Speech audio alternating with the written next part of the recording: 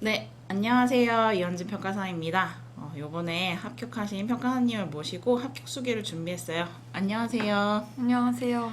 네, 평가사님 자기소개 간단하게 부탁드립니다. 네, 저 34기로 합격한 홍예지라고 합니다. 네, 평가사님 합격 너무 축하드리고요. 이 감정평가사 시험을 어떻게 알았는지, 그 다음에 수험을 준비하게 된 계기가 궁금합니다.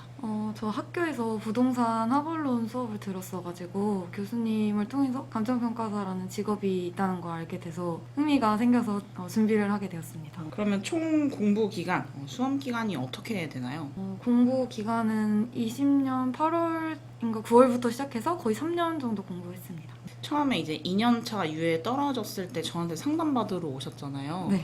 그래서 3년차 동차로 딱 요번에 그래도 잘 합격을 하셨는데 법규 같은 경우에 지금 몇 점 맞으셨죠? 이번에? 법규는 60.5점 맞았습니다.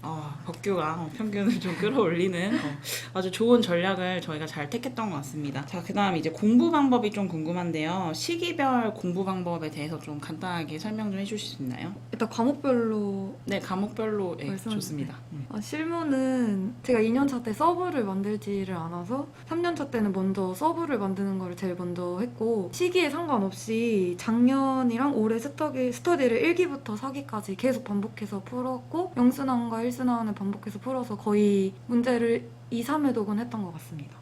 그리고 이론은 0기에서 1기 때는 의의나 두문자 암기를 위주로 했고 2기에서 3기 때는 제가 기본서를 그냥 아예 책을 12등분을 해서 계속 반복하는 식으로 공부를 했습니다. 그리고 법규는 이현진 선생님 커리를 계속 다 따라가는 식으로 공부를 했고 2년차 때는 아침에 30분 동안 법조문을 반복해서 하는 개별 스터디를 했었고요. 그리고 3년차 때도 핵심 요약집을 똑같이 12등분을 해서 계속해서 반복하는 식으로 공부를 했습니다. 그러면 12등분씩 계속 반복했으면 10번 이상 받겠는데요, 거의? 네. 대단합니다. 자, 그리고 또 궁금한 게 있는데 제 법규 스터디랑 다음 과를 쭉 따라오셨는데 어떻게 공부를 활용하셨는지 또 그 다음에 단권화 교재를 어떻게 정리를 하셨는지 그런 것도 좀 같이 말씀해 주시면 좋을 것 같아요. 저는 스터디랑 단과 문제를 반복해서 풀었고요. 그리고 목차를 잡는 거를 스터디랑 단과 문제를 구별하지 않고 그냥 한 세트씩 계속 목차 잡고 컴퓨터로 내용 쳐보고 하는 거를 두세 번 반복을 했던 것 같습니다.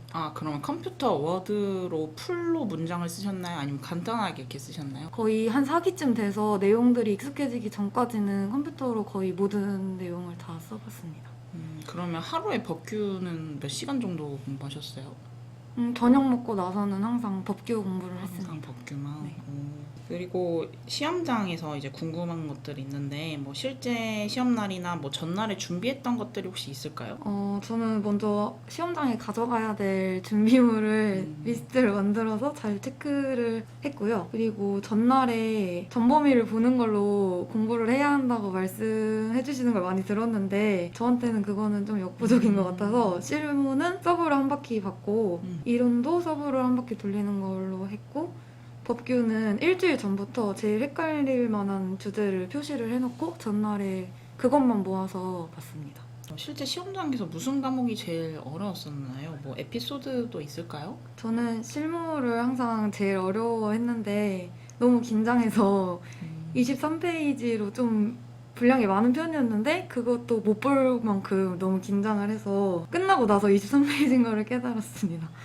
그리고 4번에서 4, 1, 2, 3으로 풀었는데 좀 어려웠다고 많이 얘기가 되는 2번이랑 3번을 좀 마지막에 풀었습니다. 그리고 시험장에서 실무가 너무 어렵다고 생각을 해서 이론이랑 법규를 힘내서 풀지 않으면 안 될 것 같아서 김밥을 거의 두세 줄을 먹었습니다.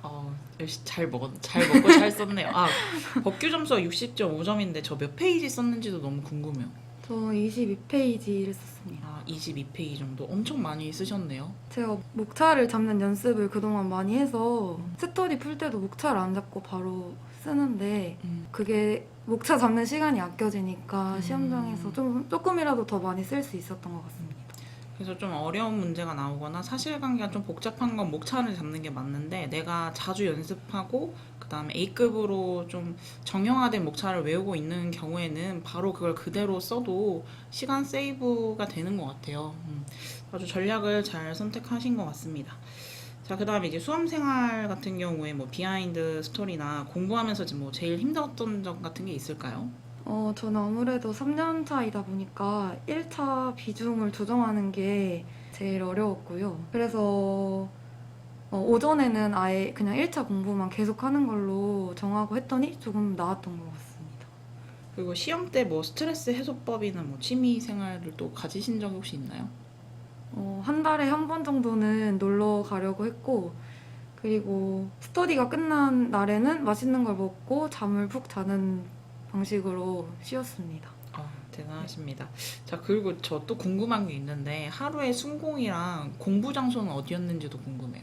저는 학교 고시반에서 공부를 했는데 아침 10시랑 저녁 8시에 출석 체크를 해서 그 시간을 지켰어야 되기 때문에 9시부터 11시까지 자리에 있는 방식으로 공부를 했습니다. 네, 그래서 순공 시간 한 10시간에서 11시간 정도 됐던 것 같습니다. 그러면 그 학교 고시반에 있었기 때문에 엄청 규칙적인 생활을 했었겠네요. 네, 그리고 같이 공부하는 사람들이 옆에 있으니까 좀 마음의 안정이 됐던 것 같습니다. 그렇군요. 자, 그리고 이제 우리 마지막 시험을 딱 보고 나오셨을 때 합격 예감이 좀 들으셨나요? 어떠셨나요? 저는 실무가 계속 꽈락이 나오는 걱정을 너무 많이 했는데 법규 3번이랑 2번에서 평가사님께서 말씀해주신 문제가 바로 나와서 꼭 법규로 캐리를 해서 붙으면 좋겠다라는 기대를 계속 하고 있었는데 그런 실제로, 비슷한 맞아요. 네, 실제로 실무들 법규 캐리가 됐네요. 캐리로 저는 합격을 하게 돼서 정말 다행이라고 생각했습니다. 너무 좋네요. 네, 그리고 이제 마지막 한마디도 좀 부탁드립니다.